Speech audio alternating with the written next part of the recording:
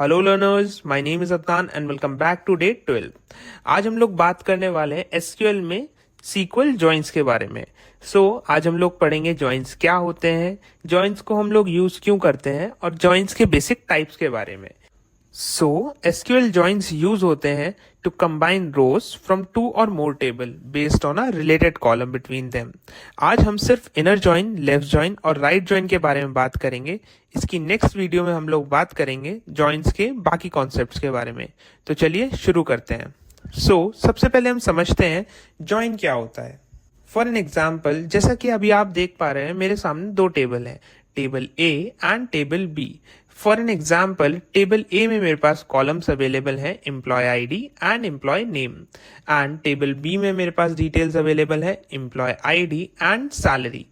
Basically अगर मेरे को एम्प्लॉय नेम के साथ एम्प्लॉय की सैलरी प्रिंट करनी है, this is very clear to all कि मुझे इन दोनों पर्टिकुलर टेबल्स को आपस में ज्वाइन करना होगा, तभी मैं एम्प्लॉय नेम्स के आगे एम्प्लॉय की जो सैलरी है उसको प्रिंट कर पाऊंगा। और जो मैं इन दोनों पर्टिकुलर टेबल्स को आपस में कनेक्ट करूंगा, दिस इज ऑल्सो क्लियर कि इन दोनों पर्टिकुलर टेबल्स में कोई एक कॉमन कॉलम होना चाहिए, जैसे कि हमारे केस में वो कॉमन कॉलम है एम्प्लॉय आईडी। इसी तरीके से हमारे एसक्यूएल में जो जॉइंस होते हैं वो वर्क करते हैं। तो चलिए मूव करते हैं इनर जॉइन के टॉपिक के ऊपर और समझते हैं इनर जॉइन क्या होता है। सबसे पहले बात कर रहे हैं जैसे कि हम इनर जॉइन की। इनर जॉइन का मतलब है कि दोनों टेबल में से सिर्फ वो रोज सिलेक्ट होती हैं जो एक दूसरे के साथ मैच करती हैं। फॉर एन एग्जाम्पल, आप मेरे सामने देख पा रहे हैं एक टेबल ए अवेलेबल है एंड एक टेबल बी अवेलेबल है। बेसिकली कॉमन वैल्यूज से मेरा मतलब, जैसे कि आप देख पा रहे होंगे, टेबल ए की लेफ्ट साइड जो है वो बिल्कुल ब्लैंक है, यानी कि हाईलाइटेड नहीं है रेड कलर से, और टेबल बी की जो राइट साइड है वो भी हाईलाइटेड नहीं है रेड कलर से। एक मिडिल पार्ट हाईलाइटेड है। हाईलाइटेड पार्ट का मतलब है वो कॉमन वैल्यूज है, मतलब वो वैल्यूज ए टेबल में भी अवेलेबल है और वही सेम वैल्यूज बी टेबल में भी अवेलेबल है। और इसी तरीके से हमारा जो इनर जॉइन होता है वो वर्क करता है। तो चलिए इनर जॉइन को हम लोग समझने की कोशिश करते हैं एक क्वेश्चन की हेल्प से। Now to solve the question हम लोग चलते हैं अपने सीक्वल वर्कबेंच में। जैसे कि आप देख पा रहे हैं हम लोग अपने सीक्वल वर्कबेंच में आ चुके हैं। Let's print the table first. सबसे पहले हम अपना टेबल चेक कर लेते हैं। We will write select everything from the table name which is employees. जैसे ही मैं ये टेबल प्रिंट करूंगा, आप देखेंगे जो एम्प्लॉइज टेबल है वो हमारे सामने प्रिंट हो चुका है, जिसमें हमारे पास डिटेल्स अवेलेबल है employee ID, employee first name, last name and the department ID. चलिए सेकंड टेबल की तरफ चलते हैं जो कि है डिपार्टमेंट। हम लोग यहाँ पर टाइप करेंगे select everything from department. Wonderful. जैसे कि आप देखेंगे हमारे पास इस पर्टिकुलर टेबल में कॉलम्स अवेलेबल हैं, जैसे कि department ID and the name of the department. चलिए मूव करते हैं अपने थर्ड टेबल की तरफ जो कि है salaries. We will write select everything from the table name salaries. Now what we will do, we will print this particular command and you will see that entire salaries table is in front of us. We have salary ID with us, employee ID with us and the amount with us. सबसे पहले हम इस particular table के ऊपर inner join use करते हैं। What I will write select everything from the table name which is employees। उसके बाद हम लोग क्या करेंगे, इनर जॉइन लिखेंगे। तो इनर जॉइन जो लिखते हैं हम लोग अपनी फ्रॉम कमांड के बाद लिखते हैं इनर जॉइन, देन हम टेबल का नाम बताएंगे। हम लोग एम्प्लॉयज टेबल को कनेक्ट करना चाहते हैं सेकंड टेबल जो कि है डिपार्टमेंट्स के साथ। We will write departments. उसके बाद हमें एक कमांड देनी होती है ऑन कमांड। ऑन कमांड हम इसीलिए देते हैं बिकॉज हम बताते हैं किस पर्टिकुलर कॉलम के बेसिस पे हम इन दोनों पर्टिकुलर टेबल्स को ज्वाइन करना चाहते हैं। I will be writing on employees dot department ID, because employees table की जो department ID है is equals to departments dot department ID। Departments की जो डिपार्टमेंट आईडी है वो इक्वल्स टू है एम्प्लॉयज की डिपार्टमेंट आईडी के। What I will just do, I will just select the entire command and run this. और आप देखेंगे कि एंटायर जो हमारे सामने टेबल है, यानी कि जो जॉइंट टेबल है, डिपार्टमेंट्स का table with the employees table हमारे सामने प्रिंट हो चुका है, जिसमें कि हमारे पास सारे ही कॉलम अब साथ में है। Employee ID, first name, last name, department ID, department name and everything. अब अगर हम चाहें तो हम इस एस्ट्रिक को रिमूव करके यहाँ पर लिख सकते हैं that I just want the employee name which is employee dot first name.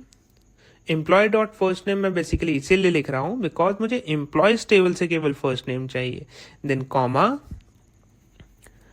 Departments dot departments name because मुझे डिपार्टमेंट टेबल से ही केवल डिपार्टमेंट नेम चाहिए। अब मैं इस एंटायर क्वेरी को एक बार रन करूंगा तो आप देखेंगे मेरे पास केवल first name and department name available है। मेरे पास फर्स्ट नेम अवेलेबल है John, Jane and Bob, department उनका है HR, finance and IT। But wait a minute, क्या आपने टेबल्स को एक बार ध्यान से देखा था जो मैंने अभी आपको टेबल्स दिखाए थे? चलिए फिर से एक बार अपना टेबल देखते हैं। मैं एम्प्लॉयज टेबल को एक बार प्रिंट करूंगा, सिलेक्ट एस्ट्रिक फ्रॉम एम्प्लॉयज।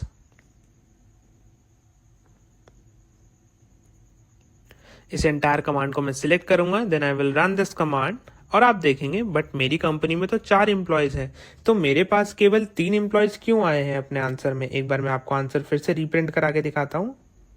केवल जॉन, जेन और बॉब आया है, बट जो बेसिक एम्प्लॉयज थे मेरे पास वो तो 4 अवेलेबल थे। एलिस मेरे पास अवेलेबल नहीं है। अब अगर आप ध्यान से देखेंगे तो एलिस की डिपार्टमेंट ID भी अवेलेबल नहीं है। और इनर जॉइन का वर्क ही ये होता है, इनर जॉइन केवल कॉमन वैल्यूज को प्रिंट करके देता है। So let's do one thing, हम लोग इस इनर जॉइन को चेंज कर देते हैं लेफ्ट जॉइन से एंड सी देखते हैं क्या होता है।